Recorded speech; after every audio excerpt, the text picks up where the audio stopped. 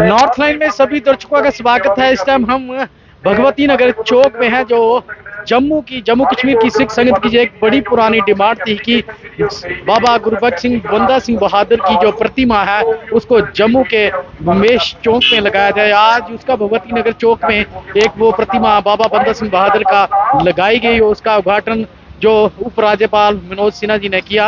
और आप देख सकते हैं जी, इस बहुत बड़े समागम के साथ आज जिस तरह से जो साहबजादों का शहीदी दिहाड़ा भी था, उसके अवसर पर ये खास तौर पे जो बाबा बंदा सिंह जो प्रतिमा का उद्घाटन किया गया। देश दुनिया की खबरों के साथ जुड़ रही आप नॉर्थ लाइन के साथ। जीवन के अंदर ਜਿਹੜੀਆਂ ਵਿਚਾਰਾਂ ਸਾਡੀਆਂ ਸਾਂਝੀਆਂ ਕੀਤੀਆਂ, ਜੋ ਸਾਨੂੰ ਬਖਸ਼ਿਸ਼ਾਂ ਦਿੱਤੀਆਂ ਨੇ, ਅਸੀਂ ਉਹਨਾਂ ਵੱਲ ਵੀ ਧਿਆਨ ਦੇਣਾ ਕਿ ਕਿਆ ਕਰੀਏ। ਜਿਹੜੀ ਬਾਤ ਕਰੋ ਗੁਰੂ ਗੋਬਿੰਦ ਸਿੰਘ ਪਾਤਸ਼ਾਹ ਦੀ ਤੁਹਾਡੀ ਬਾਤ ਕੀਤੀ ਜਾ ਸਕਦੀ ਹੈ ਜੋ ਤੁਮਨੇ ਬੜਾ ਉਪਕਾਰ ਕੀਏ। ਇੱਕ ਖਾਲਸਾ पंथ सजा जातियों के भेद निकाल दिए। एक खालसा पंथ सजा जातियों के भेद निकाल दिए। उस टेक के देते टेक पकड़ दुखियों के, उस टेक के देते टेक पकड़ दुखियों के त्रास गुंजार दिए। उस मुल्क को वतन की खिदमत में कभी बाप दिया कभी लाल दिए। उस मुल्क को गाड़ी से दूर हो जाओ, गाड़ी से दूर हो जाओ, गाड़ी से दूर हो जाओ, गाड़ी से दूर हो जाओ।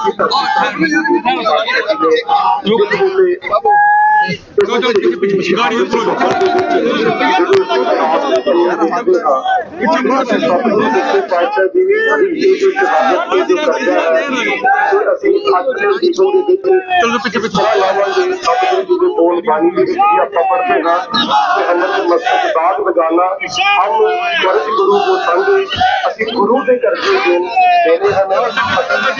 सारे मिला के अज जो उपराले हो रहे हैं, बाबा बंदा सिंह बहादुर भाई गुरबख्श सिंह ਜਿਹੜੇ ਸਨ, ਅਸੀਂ ਜਦੋਂ ਉਹਨਾਂ ਦਾ ਇਤਿਹਾਸ ਉਹ ਜੰਮੂ ਰਾਜੌਰੀ ਦੇ ਇਲਾਕੇ ਦੇ ਰਹਿਣ ਵਾਲੇ ਇੱਥੋਂ ਦੇ ਜੰਪਾਲ, ਜਦੋਂ ਅਸੀਂ ਉਹਨਾਂ ਦਾ भारतवासियों की छाती भी गर्व से चौड़ी हो जाती है। चार साहिबजादों की वीरता, आदर्श, त्याग, बलिदान तथा महान गुरु गोविंद सिंह जी महाराज का आशीर्वाद सदैव समाज को धर्म का सत्य मार्ग दिखाता है। और मैं उम्मीद करता हूँ कि सदैव ही ये पथ प्रदर्शन करने का काम करता रहेगा। चारों साहिबजादों तथा मानवता के प्रकाश पुंज गुरु जी को मैं नमन करता हूँ, उन्हें श्रद्धांजलि देता हूँ। साहिबजादा जोरावर सिंह जी और साहिबजादा फतेह सिंह जी की शहादत की मिसाल पूरी दुनिया में कोई नहीं। उनका शौर्य, उनका साहस और धर्म के प्रति पूरी निष्ठा पूरे विश्व में अनोखी है, अद्भुत है, बेजोड़ है। गुरु महाराज ने उन्हें जो रास्ता दिखाया था, उन सिद्धांतों का संकल्प दिया था, उस पर चलते हुए उन्होंने शहादत स्वीकार की, लेकिन धर्म के मार्ग से विचलित नहीं हुए। अन्याय और अत्याचार के खिलाफ कभी नहीं झुके। आप कल्पना कीजिए, सिर्फ 7 और 9 वर्ष की उम्र में धर्म की रक्षा करते हुए साहिबजादों ने अपने प्राणों की आहुति दी थी, लेकिन अपने पद से कभी नहीं दी। जब भी मैं पूरी दुनिया का इतिहास देखता हूँ, समझने की कोशिश करता हूँ, मुझे कोई दूसरा ऐसा व्यक्तित्व नजर नहीं आता।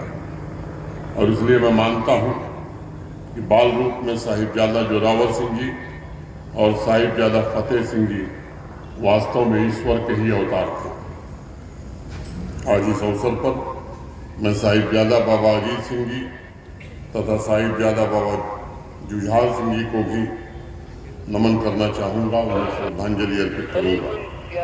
आने वाली पीढ़ियाँ, सैकड़ों पीढ़ियाँ, चारों साहिबजादे और उनके पूर्व आदर्श इस राष्ट्र को नई ज्योत से प्रकाशित करती रहेगी।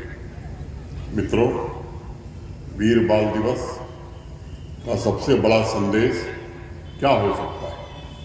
भारत के आदरणीय प्रधानमंत्री जी ने एक अद्भुत काम ये प्रारंभ किया इस देश में, और मैं जब विचार करता हूं तो मुझे लगता है कि वीर बाल दिवस का सबसे बड़ा संदेश राष्ट्र प्रथम, नेशन फर्स्ट ही हो सकता है। आप सबको स्मरण होगा, गुरु गोविंद सिंह महाराज जब बालक थे तभी उन्होंने धर्म की रक्षा में स्वयं के त्याग, स्वयं की आहुति का आदर्श पूरे समाज के सामने रखा था। जब उन्हें चारों साहिबजादों की शहादत की खबर मिली तब उन्होंने कहा था, 4 मुए तो क्या हुआ, जीवत कई हजार।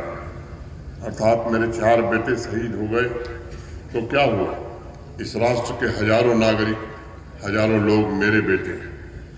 और मैं समझता हूं कि राष्ट्र प्रथम नेशन फर्स्ट के साथ उन्होंने पूरे समाज को रास्ता दिखाया। धर्म की रक्षा, आदर्शों की रक्षा, समाज में शांति एवं खुशहाली के लिए हर किसी को संघर्ष करना चाहिए और वो व्यवस्था स्थापित करनी चाहिए जो इस राष्ट्र को परम वैभव के शिखर पर ले जा सके। आज जब मैं जम्मू कश्मीर में हो रहे बदलाव को देखता हूँ और बीच बीच में छिटपुट घटनाओं को देखता हूँ जो समाज की शांति समृद्धि में खलल डालना चाहते हैं, तो मुझे गुरु गोविंद सिंह महाराज जी का स्मरण स्वाभाविक रूप से होता है। उन्होंने शांति, सौहार्द, सकारात्मक परिवर्तन के लिए त्याग, बलिदान की शिक्षा पूरे भारतवर्ष को दी थी। आज हमें भी आत्ममंथन करने की आवश्यकता है।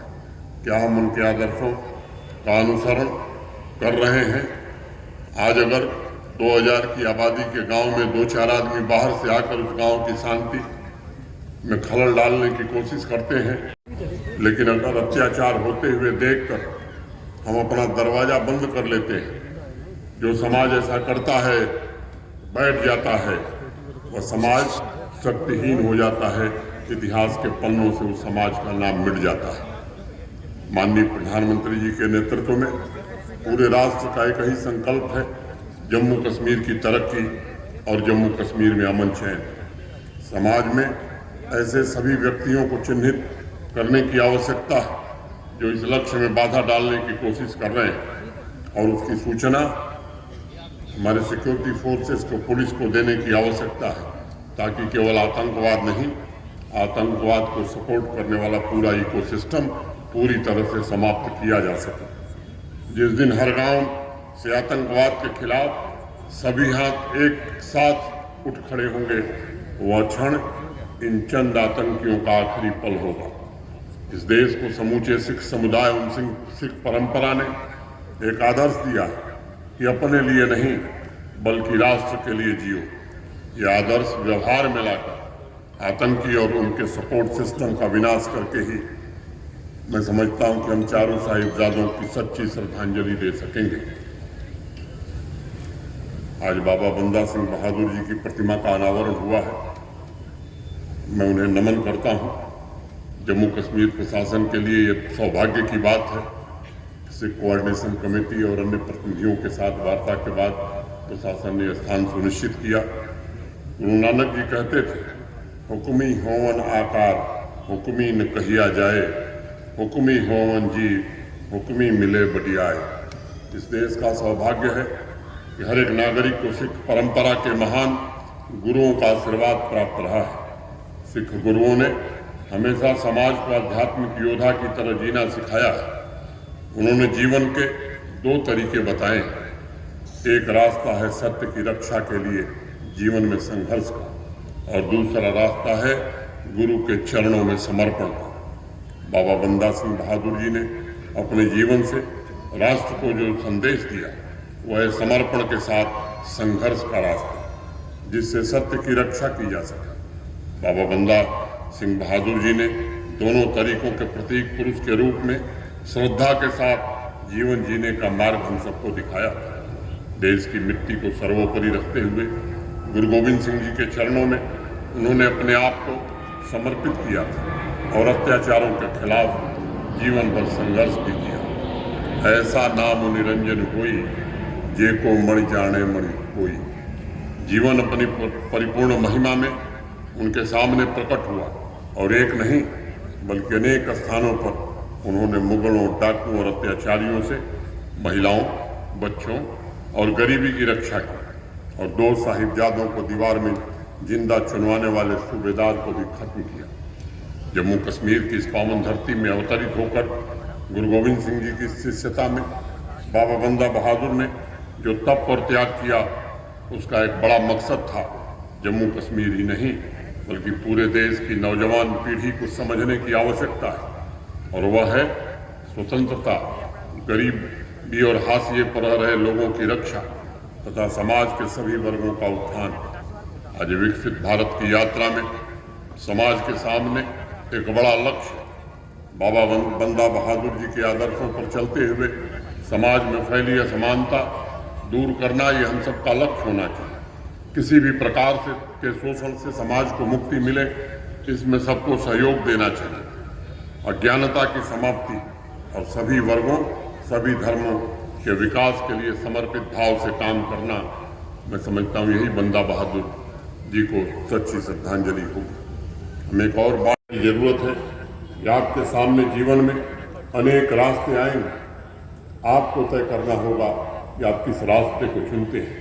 असंख्य नाव असंख्य थाव, ठीक रास्ते को कैसे चुने, गलत रास्ते को कैसे पहचान कर उस रास्ते पर आगे न बढ़ें।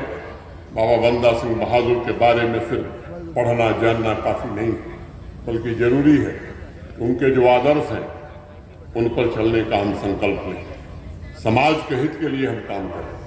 मैं युवा मित्रों से कहना चाहूँगा, चारों साहिबजादों गुरु गोविंद सिंह जी, बाबा बंदा बहादुर जी के जीवन दर्शन को जितना अधिक हम लोगों तक पहुंचा सकते हैं, वो एक बेहतर और विकसित समाज बनाने की दिशा में एक बड़ा काम होगा। मैं याद दिलाना चाहूँगा नानक साहब की उस लाइन का जिसमें उन्होंने कहा है कि समाज में जो कुछ भी अच्छा है बुरा है उसकी जिम्मेदारी हम सब पर है। आपे बीज आपे ही खाओ। इंसान स्वयं ही बोता है और स्वयं ही खाता है, इसलिए सामूहिक जिम्मेदारी, जन भागीदारी से मिलजुल कर राष्ट्र निर्माण में सब जुटे। मैं समझता हूँ यही सच्ची श्रद्धांजलि होगी। मैं महंत मंजीत सिंह जी को इस बात के लिए भी बधाई देना चाहूँगा कि उन्होंने सोच समझकर किसी कोऑर्डिनेशन कमेटी बनाने की पहल की। मैं उसका स्वागत करता हूँ तथा सिख कोऑर्डिनेशन कमेटी के अध्यक्ष अजीत सिंह जी और उनके सभी साथियों के प्रति भी आभार प्रकट करता हूँ। समय समय पर कभी अपनी व्यक्तिगत समस्याओं के लिए नहीं, सिख समुदाय की समस्याओं के लिए निरंतर मिलना और जोर देकर के नई समस्याओं का समाधान होना चाहिए। मैं अजीत सिंह जी और उनके सभी साथियों के प्रति भी आभार व्यक्त करना चाहता हूँ। आप सब जानते हैं कि माननीय प्रधानमंत्री जी के कारण आनंदपुर मैरिज एक्ट जम्मू कश्मीर में लागू हो गया है। कई लोग पूछते हैं कि 370 हटने से क्या हुआ। यकीन मानिए 370 रहती तो आनंदपुर मैरिज एक्ट कभी जम्मू कश्मीर में लागू नहीं हो सकता था।